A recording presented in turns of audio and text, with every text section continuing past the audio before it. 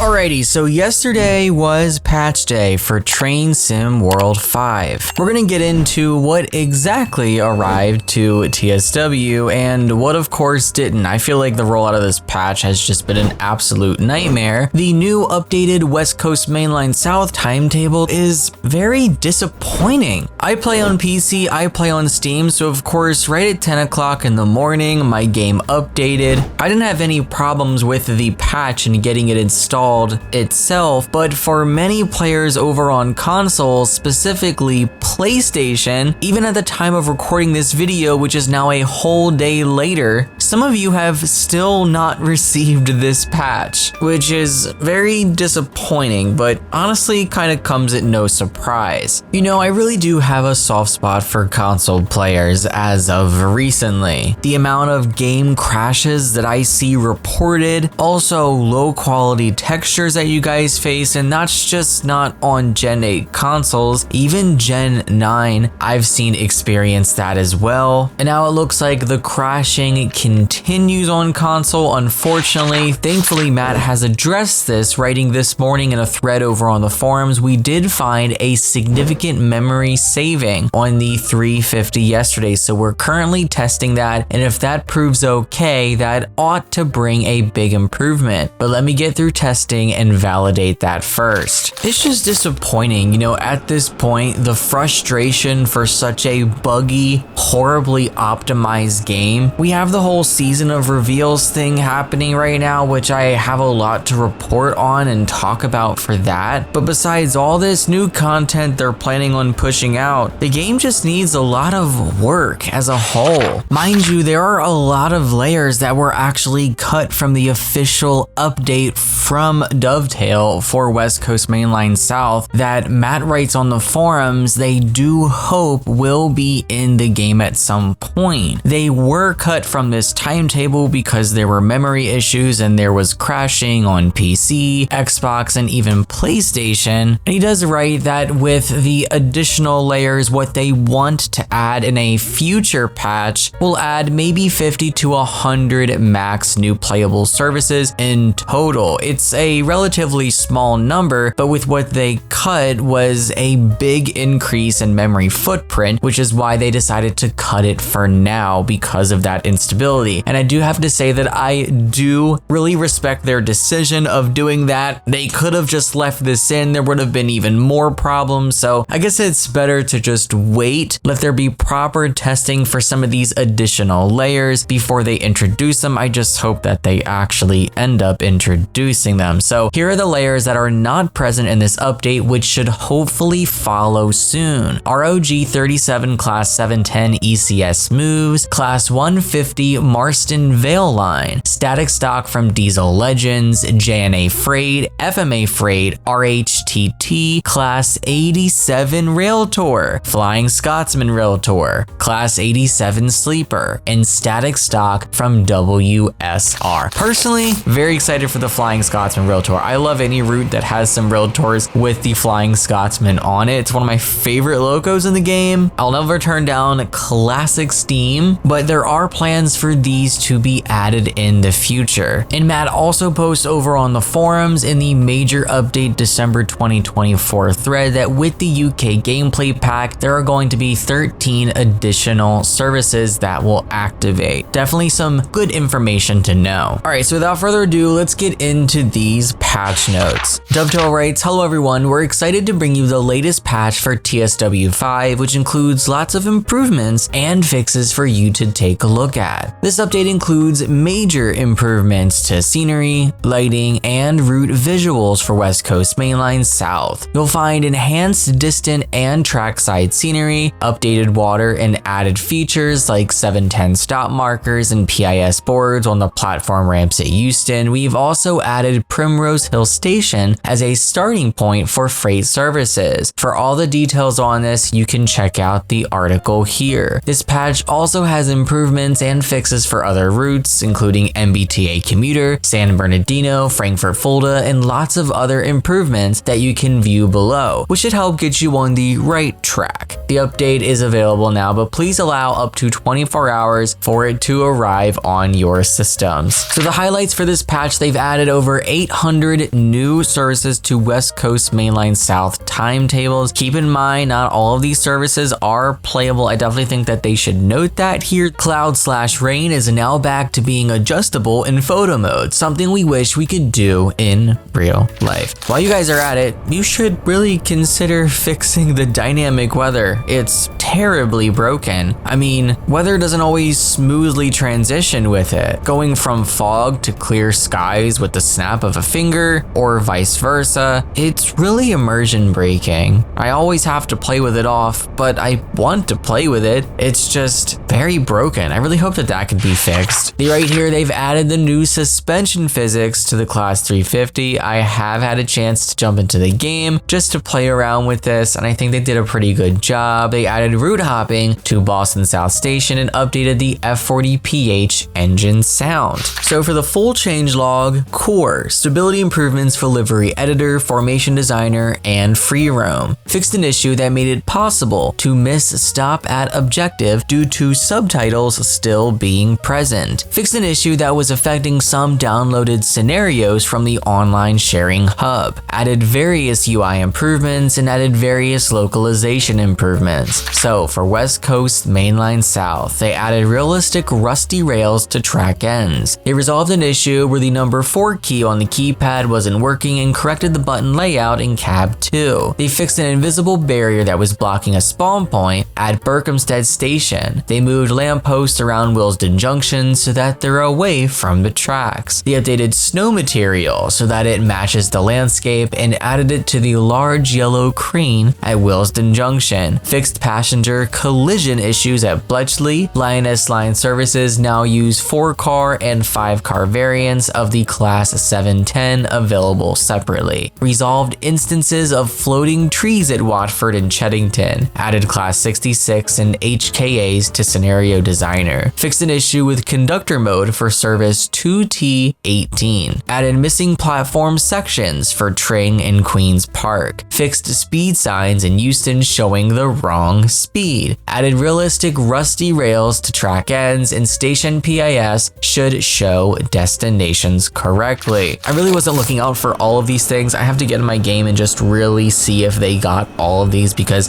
I was reading over on the forums that apparently even PIS isn't correct after the patch, which is disappointing to read. I'm hoping maybe it was a user error and maybe their game just wasn't fully updated, or maybe it didn't update at all. I'm giving Dovetail the benefit of the doubt here because there is no way they pushed out this patch and stuff is not fixed. You know, we've waited way too long for this update. So for the Class 350, revised simulation physics inclusive of suspension modeling. Guard mode should now appear on the Class 350 timetable. Updated service startup shutdown for AI, so the master key and reverser tasks are now completed more quickly and the reverser is set to neutral. Revised control text for unit deselect controls to rear, normal, front. Fixed an issue where the signaling bell couldn't be used from the cab after closing the doors, and they fixed an issue with the taillight not turning on automatically when you shut down the cab. There are 2 fixes here for the Avanti West Coast Class 390 Pendolino. They fixed the tilting system so that each card tilts separately when going around corners rather than all tilting at once, and they added a hotkey combination Control R to set the speed limit, making it easier to adjust. Does that keybind just turn on or off speed set? Because with the Class 390, you don't actually set a speed like manually, like digitally, you know? You basically just turn on the speed set when you get to the desired speed that you wanted to hold at. So is that Control R basically pressing that button? If so, I really like that. Up next, San Bernardino. Reposition decals on the lower portion of the cab desk to stop interior from flickering. Fix the in-cab monitor EMD F125 so that it illuminates correctly. Fix the missing front windshield and side window glass on the EMD F125. Various improvements to ensure timetable service timings are accurate on both weekday and weekend timetables. Fixed multiple issues with Inland Empire train services only showing San Bernardino Depot on PIS. Resolved MP36PH3C PTC screen flickering when loco is in motion, and resolved issue whereby MP36PH would not move when connected to ROTAMs or Bombardier by levels in the training center. Wow, so did they they not fix that little tiny switch for the cab signaling? This has been logged for months and months and months, yet they won't fix such a small thing when turning on the safety systems, making sure that switch is actually in the on position instead of the off position. That is still broken. I am so surprised.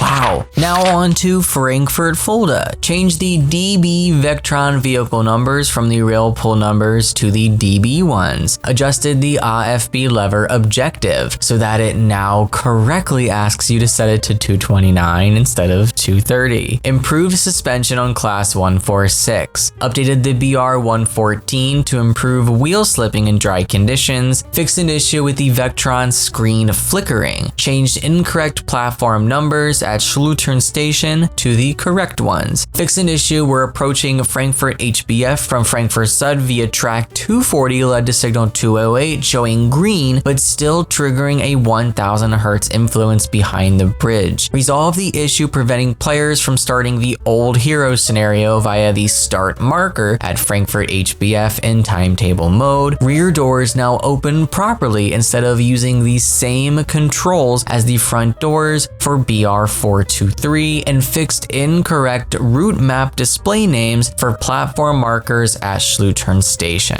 We have one here for the Flixtrain BR193 Vectron. Fix an issue on the Flixtrain to stop the destination indicator from disappearing. A little handful here for MBTA commuter. Added route hopping to Boston South Station. Fixed alerter sound on CTC3. I'm very happy about that one. That has really been bugging me, the fact that there has been no alerter sound whatsoever in that cab car. Tuned simulation physics for F40PH3C. Updated F40PH engine sound. Fixed an issue where junction sounds were only audible inside the CTC5 by level cars and not externally. Fixed an issue where the sound would dip when sitting down and activating the F40PH. Corrected visual representation of HSP46 brakes. Brakes should now touch wheels when engaged and lift from wheels when released. It really does kind of disappoint me just seeing here, like, it's great to know that they're fixing these things, but like reading these specific fixes going, wow, they actually launched these DLCs and these logos with these problems. Like, that's crazy, you know, that this was launched. Like, this was a finished product to them. This was good enough to release and make money off of. It's just crazy. Like, I get game development. Nothing is perfect. There are going to be bugs, but some of these issues are just so glaring. It just makes the company as a whole look so bad sometimes. This is really random and doesn't really pertain to this route in particular, but I just noticed, you know, when we got Boston Worcester, that they also updated track shadows for Boston Sprinter, the Boston to Providence route. You know, those two routes interconnect. We have the route hopping, we have the fast travel, at least I think we have the fast travel, but I'm just a little bit confused. Why didn't they do the same thing for Blackpool branches? Because it does connect with Preston to Carlisle. You know, Blackpool branches doesn't have the improved track shadows. Is that like on the bingo card? Is that something we could possibly look forward to? It just makes sense to do that because it's kind of in the same setup as Boston Worcester is with Boston Providence, where they're two separate routes, but they do connect at one small point on the route. I'm just kind of surprised that Blackpool branches didn't get the same treatment. So moving on to our third to last section, the East Coast Main Line. We have three here. They fixed an issue where you could not achieve gold or platinum medals for the hot seat scenario in the class 801. Wipers on the 801 will now start on the right side of the cab and the interior will light up at night. And they fixed doors to animate properly when opened and closed. Onto the Antelope Valley line. They fixed the in-cab monitor EMD F125 so that it illuminates correctly. They fixed the missing front windshield and side window glass on the EMD F125 logo. They fixed an issue with with the HEP in the Metrolink Rotom car, turning off the HEP switch now correctly turns off the carriage lights, and they fixed save game issues where passenger cabin lights and locomotive headlights would turn off upon loading a saved game when using Metrolink Rotom cars. And for our last section, we have 2 fixes for the ScotRail Class 380, fixed door animation to ensure it is working as expected, and revise suspension modeling. That is going to be it for this patch. You all are going to have to let me know what you think of it down below. Have you updated your games? I'm crossing my fingers that you've received the patch, especially if you're playing on PlayStation, as there was a lot of issues with that yesterday. Hoping that's resolved now by the time this video goes up. What are your thoughts on the timetable? Are you disappointed? Did you expect more? I'm shocked there's still so many gaps in services that I really thought that they would fix. I shouldn't be too surprised though. But that's going to be it for me. I want to thank you guys so much for clicking and watching. Take care and happy rail simming, guys.